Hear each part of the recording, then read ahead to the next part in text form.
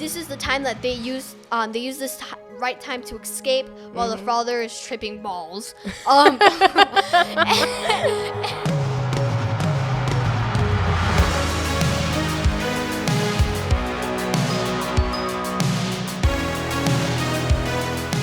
Hi, my name is Yadi. And my name's Emily. And this is Video Time Podcast. And today we're going to be talking about Detroit Rock City and what we liked about it and such. So, as you could see, we have a new guest. Here's my mom. I am Mom. Hi, guys. Nice to meet you. Well, like how she just mentioned now, we're actually going to talk about Detroit Rock City. I was explaining to Emily, like, growing up back in the day, we didn't have no phones. We didn't have no computers. You know, I was 14 at that time back in, I want to say it was 2002, 3, 4. I don't know. Sometime in that early 2000s. But I was so involved with movies. And I feel like a lot of the kids nowadays, or even teenagers or whoever, have lost that touch. So me and Emily were like, okay, let me show you my favorite all-time movies, you know. So first thing first, Detroit Rock City came to mind. Growing up, I was, you know, that kid that loves the weird, you know, weirdness. I like horror movies. I would like skateboard. I always wanted to like just be about metal and classic rock and everything. So Detroit Rock City was all of that, I feel. What did you think about it? So, like you said that kids these days don't really experience the movies that you experienced at a young age. Yeah. So I'm gonna ask you this question. What made the movie so, like, what was the connection that you had with this movie that grew apart, like, that grew in me? Yeah. So with Detroit Rock City, I just started, like, realizing what metal was.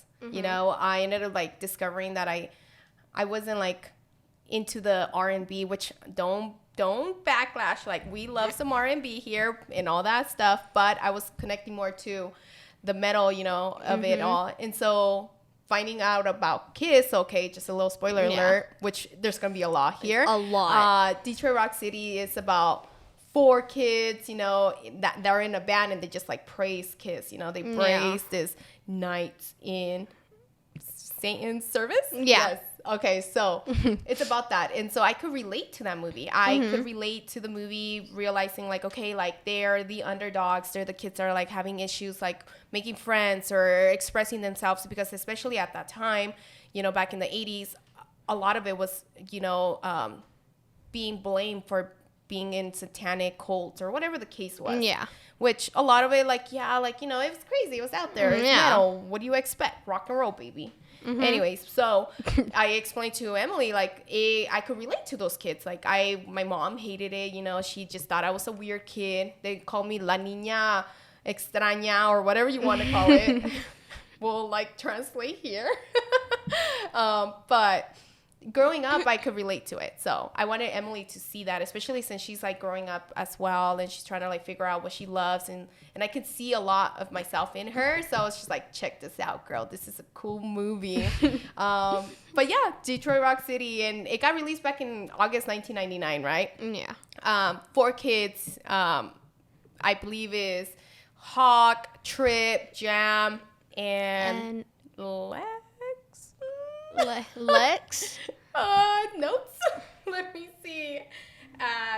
Yes, Lex. Okay. Anyways, so Hawk actually was, like, one of my favorite character of that movie.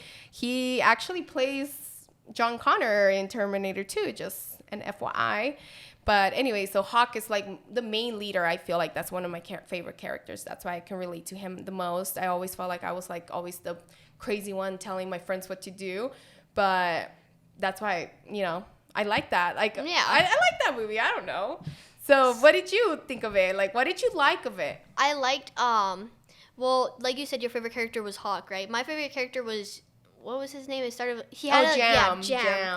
Okay. Jam. So I liked that he was a character that kind of was, like, the whole reason that they're in the situation they're in. Yes. Because his mother is actually, like, a really overprotective Catholic parent. Yeah, parent. And she was just so overprotective. And it was just so sad to see her it was so sad to see that like she was against this stuff, and Jam had to realize like, hey, it shows throughout the movie their connection and their relationship that they have. But I just think Jam is a pretty cool character. Okay. Yeah. Well, since we told each other what characters are our favorites, well, let's give you guys like a little rundown about the movie. If you haven't seen it, I do recommend you to go see it. It is an amazing movie. It's like what did you call them? The coming of age movie. Yeah, like, coming of age movie. Yeah. Seeing teenagers growing up into finding their own selves. Their own selves. Exactly. Yeah. So let's give you a little rundown on it. She's doing all the work for me. A lot. That's what I do. That's what moms do. Advertisement. Anyways, advertisement for moms. So it's about these group of 4 friends. Love Kiss, right? They're in a band. They have these tickets. They're super stoked. They're going to go see the greatest band ever. Well, Jam's mom gets a hold of these tickets. I guess Jam had left the tickets in his pocket and his jean jacket. Mom decides to walk in the next day into his room, finds the jacket, finds the tickets, and what does she do? Flips. She goes crazy. She goes insane. Yeah. Insane. Which, by the way, the mom, I believe her name is Lynn, or what was the name of the character? I'm not sure. Anyways, she is an evil mom. No, but she's in the Insidious movies, by the way. Gotta check those out. We'll talk about those in another day. But anyways, so mom goes crazy on an evil, frantic, crazy laugh. I don't know. Decides to burn the tickets, lighting up a cigarette. Yeah. Lights the tickets up. Boom, tickets are gone. So Jam is freaking out. He's just devastated. He has to break the news to his friends, and they've been working so hard on the tickets. It's just so sad to hear, like, hey, dude, my mom burnt the tickets. I'm sorry. I don't know what to do. Didn't they saw it? They saw it. I was telling you, we lost the footage. We did this we lost the footage. That's why I'm like I lost my energy because like I was so into the cameraman was able to fix it. But anyways, so they actually did. We just kind of recognized the fact that all the friends saw the mom literally light up the tickets with the cigarette in the they were hiding behind hallway. Yeah, they were hiding behind the pillar. Yeah. So they all see the devastating, Yeah. Utterly, like, they're in utter shock. Yeah. Devastated image of them just watching these tickets just gone. She's all laughing. Yeah. Well, so what do they do next? They are trying to figure out a way to get them back, like how to get them. Yeah, and so I believe that Trip or one of the characters find out like that they're doing a competition. Like, hey, if you can name all the band members' names, like their first and last name, you could get your own free tickets to go see Kiss. Yeah, to go see Kiss, the concert, right? Well, Trip gets through the phone line, right? And so what happens? He was so confident. He was like, bro, I know these names. I'm ready. And so he answers, like, he dials the phone number, right? And so he says the names, right? And he says the names right, and he's all hyped up. He's pumped up. He's ready because seeing that they just lost their tickets, they have another chance. It was like a miracle for them. And then he says all the names, and then I think he hangs up, right? Because he was in a rush, right? Yes. He was in a rush. He had to sneak out of class. But no, he was just so excited as well that he was just like, hey, I just got the tickets or whatever. Yeah. Which later on the movie backfires really hard. Yeah. But, they go through all this like crazy just obstacles just to like get to Detroit first off. Because they believe that they just won these 4 tickets to go see Kiss. And so the Jam's mother actually goes ballistic and decides to put Jam in the Catholic church psych ward. I don't know. We'll find the name or we'll link it here or we'll put it here in pretty letters for you guys. I don't know. Pretty letters. So before they they figure out like they all think that they won the ticket, so they have to go to Detroit, right? But during that time, Jam, I don't know why I keep on saying Pam. Jam's mom decides to put Jam in this prison-like Catholic church school thingy. Yeah, pretty letters here. So, I don't know. And so the boys, they actually get an idea of breaking them out. Yeah. And so they decide to pretend they're delivery guys, and they get pizza box. Yeah. Pizza delivery guy. So they lace the pizza with shrooms. And so what happens? Who was it? Was it Hawk? Yeah, Hawk. So he has the pizza. He's going into the church, or whatever school. Pretty letters. He goes into the school kind of prison, to the office, and then he gives it to the father. He gives it to the father, like the father, okay? And he starts smacking on those like pizza, and he's like starting to enjoy on those shrooms, and he's enjoying himself eating the pizza, and then that's when it starts to hit in, and then this is the time that they use this right time to escape while the father is tripping balls. And so they tell her straight up. Hawk is like, okay, well, we're taking Jam out of here because we're gonna go see the greatest band ever. He was chill. He was like, yeah, go ahead, dude. And he starts questioning God, and like it was just a trip going on in that part. Definitely crazy, and then. End of scene or whatever. But I like to mention this part because the sister walks in and she's like in utter, she's like, oh my gosh, flipping out, huh? Yeah, she's like, Father, no, like what's going on here? But he says something about like her flapping away or flying away with her little thing. I don't know. But anyways, so sure enough, on their way out to Detroit, they stumble on some disco hunks or disco bunnies, whatever you want to call them.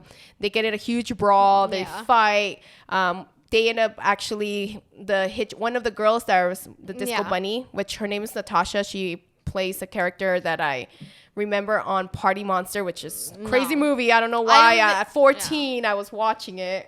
But, whoever's seen that movie, Party Monster's pretty crazy. But anyways, they get the disco bunny to hitchhike with them. End up in Detroit. She smokes, like, on their way up there, she smokes, like, some heavy, gnarly weed. Sorry for anyone that does not. I'm still a child still. But it's okay. She understands. I'm mature enough. Yeah. Watching slashers now, I mean, you could understand a joint is not. Is not what? Yes. Stop. But it's okay. You love my mom. She's such a role model. I know. Come on. Yes. Good job.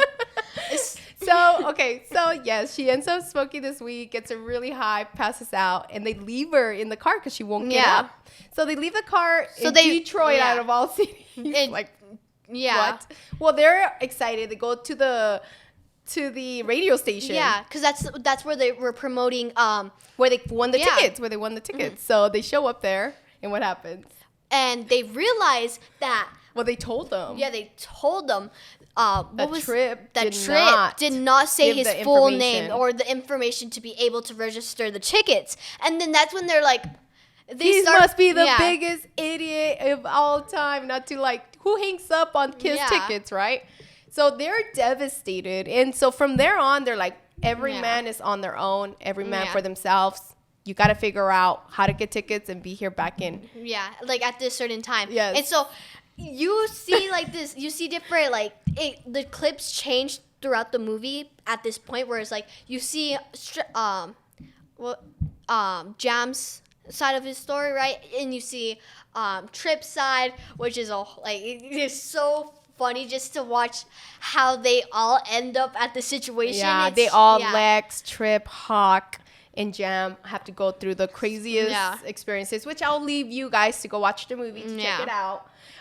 But they do end up back in the spot that they originally said, and none of them had the tickets. Nope. And so this leads into a big fight between them. They're like, you know what? Let's just pretend we got beat up and our tickets got stolen. So you know what? At that point, they're like, might as well screw it. What else do we have to lose? And plus, I'm pretty sure you'll be crazy mad if you did not end up tickets and you went through hell and back and still didn't have any.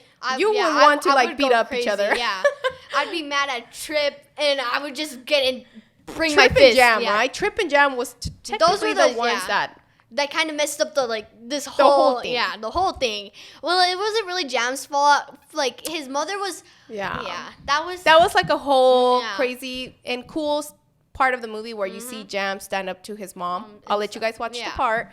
But yeah, I was super like, I was like, yeah, you tell her. Yeah. You tell her, Jam. Give her a piece of your opinion, Jam. So, yeah, he does that. And so they start fighting. And when they're done fighting. Epic fight, by the way. Wait, so. Just blood everywhere. Yeah, it's all slow motion. You see the kiss sign in the back. It was a beautiful scene. It was pretty good. Yeah, it was a good scene. And so, after that, well, this leads up to they're gonna go up to the ticket booth where you register your tickets. Well, yeah, right? yeah. And so they're like, oh, bro, we like kind of got jumped and we lost our tickets and no, they stole our tickets. Yeah, they stole our tickets. And spoiler alert, there's a part right there where you have to go see like where we're at right now. But Trip ends up pointing out some guys. That he came across earlier in the movie. Yeah, earlier in the movie. And blames them for them taking the tickets. And they believe him because sure enough, they had Trip's wallet, money, and ID. Because during like the scene where they're like, well, we'll just let them watch it. Okay. We'll let them watch it. Yeah, it's a good movie. And if you have the time to, you should totally watch it. Hey, at the end of it all, they get to see Kiss, which is a great scene of Gene like, Simmons, and you see them like rocking out, and then the drummer throws his Jam catches one of the drumsticks, and he's the drummer, and so it was kind of iconic, and it was a good scene. You see the lights. It's a little definitely rated R, so if you're watching it with your kids, I mean, I'm being a mom now, I guess. Yeah, big mom. Definitely some nudity happening, but you know what? I think Emily's old enough to watch that stuff. She is very mature. What my mom thinks, but okay. To an extent. Yeah. But I mean, like, I'm glad that I was able to like share this movie. Yeah. Share this introduce movie with her my mom. To these movies Bonding that I'm time. like, yes. Yeah. Like growing up, I was definitely into like the scary movies, but I was still, scared of them. So I kind of like started relating more into like coming of age movies. Yeah, and like the hipsters. And not hipsters. Like the stoners and like just like the underdogs. Hippie and like underdogs, like everything like that's just like have to show about growing up and just getting involved with all that. I don't know, like it's just I relate to it, and I did relate to it a lot. So now that I'm older, which I'm only 31. Wow! Oh my gosh.